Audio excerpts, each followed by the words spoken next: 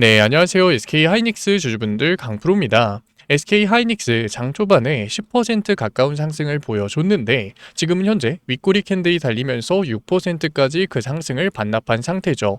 그렇다 보니까 안 그래도 강한 변동성을 보여주고 있었던 SK하이닉스에서 주주분들 같은 경우에는 걱정되실 수밖에 없을 거고 고민되실 수밖에 없을 거예요.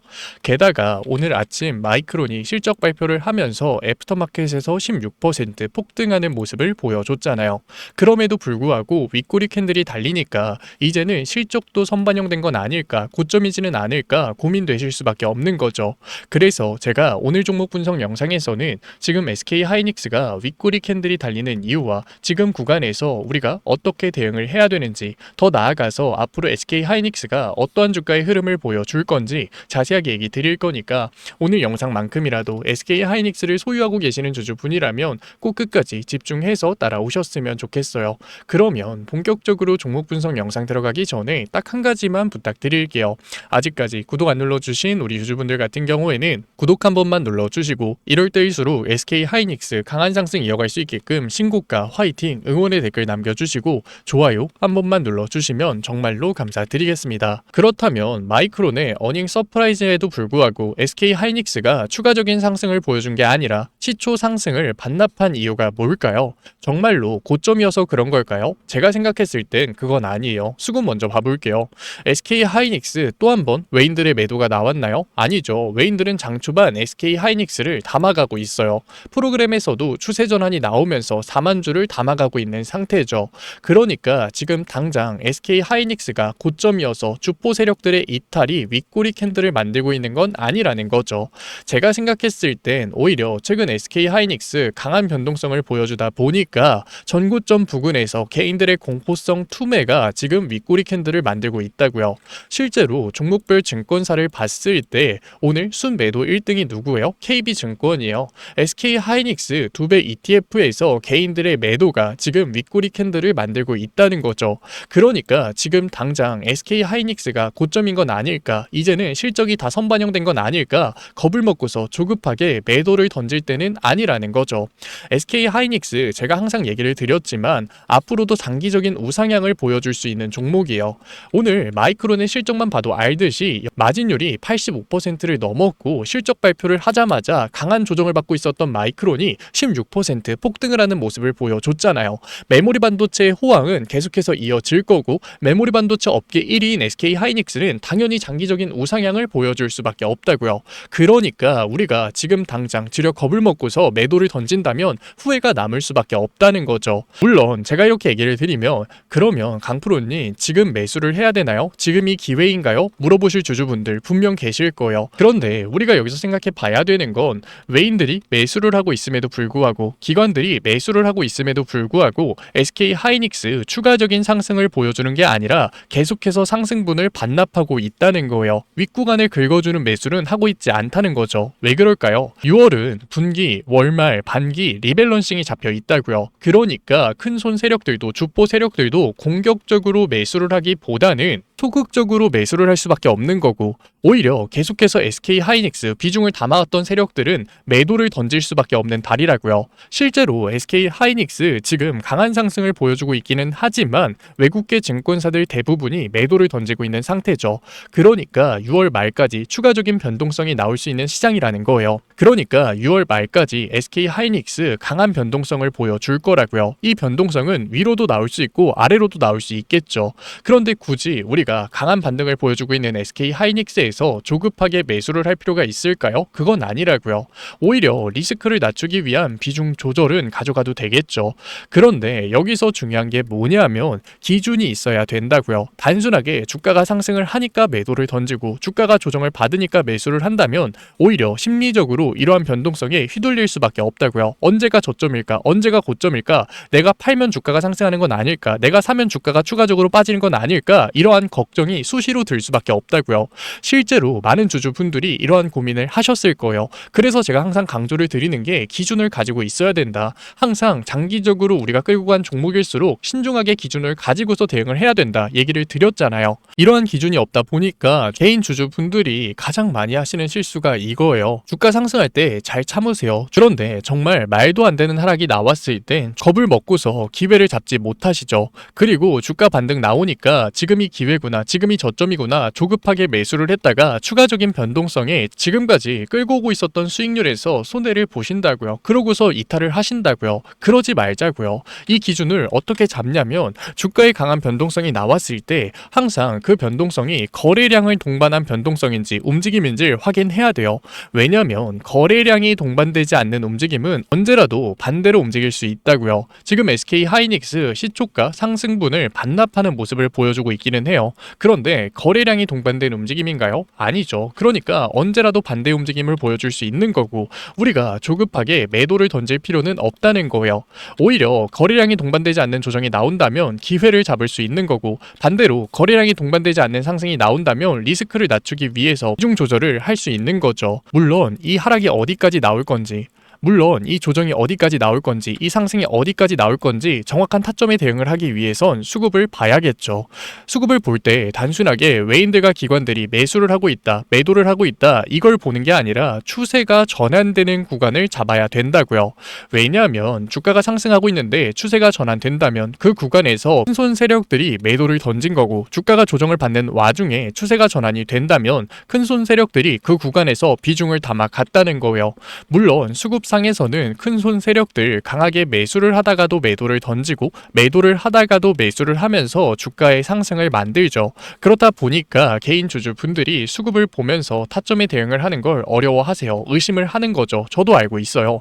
그래서 우리가 프로그램의 움직임을 보는 거예요. 프로그램은 실시간으로 수급에서 이격이 벌어지는지 이격을 좁히는지 확인할 수 있잖아요. 그리고 최소한 이러한 움직임을 메이저 증권사가 만드는지 확인해야겠죠. 우리가 단순하게 주가를 보면서 올라갔으니까 매도를 해야겠다, 내려갔으니까 매수를 해야겠다 이러한 대응을 하는 게 아니라 이런 신호를 잡아갔을 때 최소한 후회가 남는 투자는 하지 않는다고요. 내가 매수를 하니까 주가가 조정을 받고 내가 매도를 하니까 주가가 반등을 하던 이런 경험들 다들 있으시잖아요. 물론 현실적으로 강한 변동성이 나왔을 때 개인 주주분들이 이러한 기준을 가지고 신호를 잡는 게 쉽지 않다는 거 저도 알고 있어요. 오늘 시장에서도 SK 하이닉스 리밸런싱을 하기 위해서 주포 세력들의 이탈이 나온다면 또 한 번의 강한 변동성 나올 수 있겠죠. 그러니까 중요할 수밖에 없다고요. 그래서 제가 SK 하이닉스 같은 경우에는 중요한 신호가 나왔을 때 언제 매수를 할 건지 언제 매도를 할 건지 타점에 대응 도와드릴 거니까 이해하기 어려우셨던 주주분들 같은 경우에도 혼자서 너무 걱정하지 마시고 위에 연락처 남겨놓을게요. 010-8037-9663 제가 알아볼 수 있게끔 SK라고 문자 남겨주세요. 문자 남겨놓으신 주주분들에 한해서 SK 하이닉스 언제 매수를 할 건지 언제 리스크를 낮추기 위해서 매도를 할 건지 원단위의 타점 실시간으로 보내드릴게요. 물론 제가 100%의 최고 타점 10원 단위까지 맞히는 최저점 매수와 최고점 매도 이런 걸 해드리겠다는 게 아니에요. 지키지 못할 약속은 하지도 않을게요. 왜냐하면 주식은 정답이 있는 시장이 아니잖아요. 그런데 여기서 중요한 게 뭐냐면 우리가 신호를 잡아갔을 때 정답과 가까운 선택은 충분히 해나갈 수 있다고요. 그러니까 같은 종목 안에서도 사람마다 수익률 차이가 나는 거죠. 그래서 제 노력이 닿는 한 제가 해드릴 수 있는 한 정답과 가까운 선택 안에서의 원단위의 타점들 도와드릴 거니까 아직까지 구독 안 눌러주신 주주분들 같은 경우에는 구독 한 번만 눌러주시고 응원의 댓글과 좋아요 한 번만 눌러주신 다음에 신호라도 받아가셨으면 좋겠어요. 제가 SK 하이닉스 10원 단위의 타점이 중요하다는 게 아니에요. 우리가 이거 할 수 있어서 지금까지 SK 하이닉스 끌고 왔나요? 그거 아니잖아요. 하지만 신호가 나왔을 때 그에 맞는 대응을 할 수 있어야죠. 그래야 최소한 후회가 남지는 않는다고요. 우리가 SK 하이닉스 100만원, 200만원에서 매도를 하고서 그냥 관망하지는 않았을 거라고요. 그래서 제가 중요한 신호들 잡아드리고 있는 거니까 지금까지 종목 분석 영상 시청하신 SK 하이닉스 주주분들이라도 꼭 신호 받아가셨으면 좋겠어요. 그러면 SK 하이닉스 얘기는 여기서 마무리하도록 하고 지금까지 종목 분석 영상 시청하신 주주분들을 위해서 제가 히든 종목 하나 가져왔어요. 제가 이 종목을 가지고 온 이유가 뭐냐면 최근 증시 리밸런싱 때문에 변동폭이 커졌죠. 특히 최근까지 강한 상승을 보여주고 있었던 종목들은 윗구간에 매물대가 쌓였기 때문에 변동폭이 정말로 큰 상태 상태예요. 그러니까 우리가 올라가는 종목에서 조급하게 기회를 잡았을 땐 이 변동성에 휘둘릴 수밖에 없다고요. 그런데 제가 가지고 온 종목은 윗구간에 매물대가 없어서 상대적으로 변동폭이 적어요. 게다가 이 종목은 이란 전쟁 같은 시장의 불확실성이 사라졌을 때 수혜를 받는 종목이고 강한 상승을 보여주는 종목이죠. 물론 종전이 코앞까지 다가온 만큼 이미 상승은 어느 정도 나왔어요. 하지만 본격적인 상승이 나오지 않았고 상대적으로 변동성이 적기 때문에 지금 리밸런싱처럼 강한 변동성을 보여주는 시장에서 기회를 잡았을 때 안정적으로 수익률을 끌고 갈 수 있는 종목이라고요. 이러한 종목은 작년 12일 전쟁, 우크라이나 전쟁, 코로나 팬데믹 항상 있었어요. 그래서 제가 늦지 않게 가져온 거니까 지금까지 종목 분석 영상 시청하신 SK 하이닉스 주주분들 같은 경우에는 뒤에 영상에서 시장 회복주 종목명이라도 확인해 보세요. 그러면 제가 가지고 온 히든 종목이 뭐냐면 현대차가 아틀라스를 단순히 연구소에 묶어두는 게 아니라 이제는 3만 대 넘게 양산을 진행하겠다고 한 거예요. 자, 잘 생각해 보세요. 로봇의 팔다리를 만드는 기술 어디서 올까요? 갑자기 하늘에서 떨어지나요? 아니라고요. 자동차 산업 같은 경우에는 우리가 제조업의 정수라고 부를 만큼 굉장히 복잡한 구조를 가지고 있어요. 그러니까 현대차에 자동차 부품을 납품하는 회사들이 굉장히 많았다는 거죠. 그런데 현대차가 이제는 단순히 자동차 판매를 하는 회사에서 넘어서 SDV, 더 나아가서 피지컬 AI까지 넘어가고 있어요. 그런데 지금까지 현대차 자동차에 부품을 납품했던 회사들이 그대로 망할까요? 그게 아니라는 거죠. 현대차가 먼저 로봇 섹터로의 체질 개선을 성공시켰기 때문에 이제는 현대차 자동차에 부품을 납품하고 있었던 회사들이 로봇 섹터로 체질 개선을 성공시키면서 시장에 관심을 받을 수밖에 없는 거예요. 현대차에 부품을 공급하고 있었던 회사들이 사양 산업이 되는 게 아니라 오히려 로봇 섹터로 엮이면서 시장에 관심을 받을 수밖에 없는 거죠. HL 만도 같은 경우에는 자율주행 센서 기술력을 가지면서 관심을 받았고 현대 오토에버 같은 경우에는 로봇 OS에 관심을 받으면서 주가의 상승이 만들어졌어요. 그런데 현대차가 지금 아틀라스, 피지컬 AI로 하고 싶은 산업이 결국 뭔가요? 바로 스마트 팩토리죠. 스마트 팩토리 같은 경우에는 업무 효율성을 늘리기 위해서 배터리 성능이 압도적으로 좋아야 돼요. 그러니까 다음에는 자동차 부품 중에서도 BMS, 전력 제어 기술을 가지고 있는 기업이 관심을 받을 수밖에 없는 거죠. 제가 가지고 온 종목 같은 경우에는 이미 외인들과 기관, 주포 세력들의 매집이 끝난 종목이고 언제 폭등이 나와도 이상하지 않은 종목이라는 거예요. 그런데 단순한 자동차 기업이었을 때는 당연히 폭등이 나오더라도 10%, 20% 정말 소폭의 상승에서 그쳤겠죠. 하지만 이제 현대차 관련 종목들은 단순한 자동차 부품주가 아니라 로봇 부품주라는 거예요. 로봇 섹터에 엮여서 올라갈 수밖에 없다. 성장주의 밸류에이션을 받으면서 정말로 강한 상승률을 보여줄 종목이라는 거죠. 로봇 섹터 같은 경우에는 시장에 관심을 받게 됐을 때 지금까지 100%,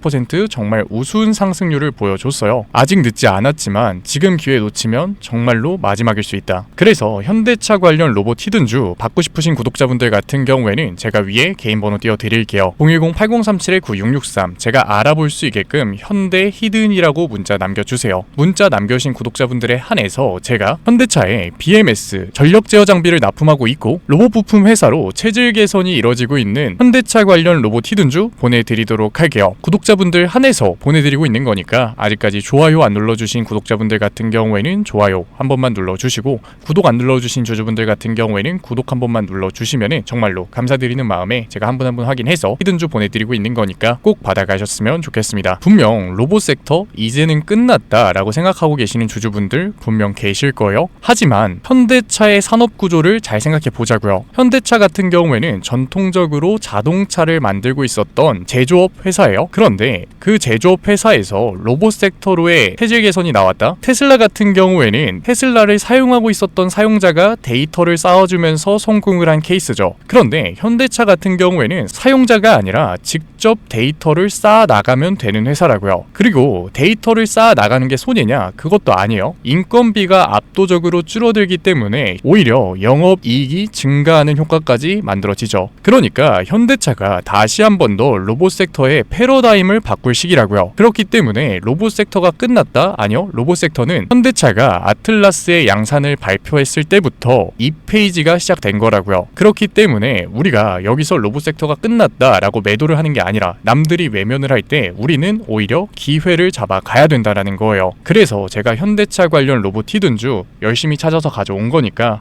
지금까지 종목 분석 영상 시청하신 구독자분들 같은 경우에는 010-8037-9663 위에 제 개인 번호로 제가 알아볼 수 있게끔 현대 히든이라고 문자 남겨주세요. 문자 남겨놓으신 구독자분들에 한해서 제가 히든 종목 보내드리도록 할게요. 지금까지 종목 분석 영상 시청해주신 우리 구독자분들 정말로 멋지시고 지금까지 종목 분석 영상으로 찾아뵌 증권맨 강프로였습니다. 감사합니다. 다음 종목 분석 영상에서 뵐게요.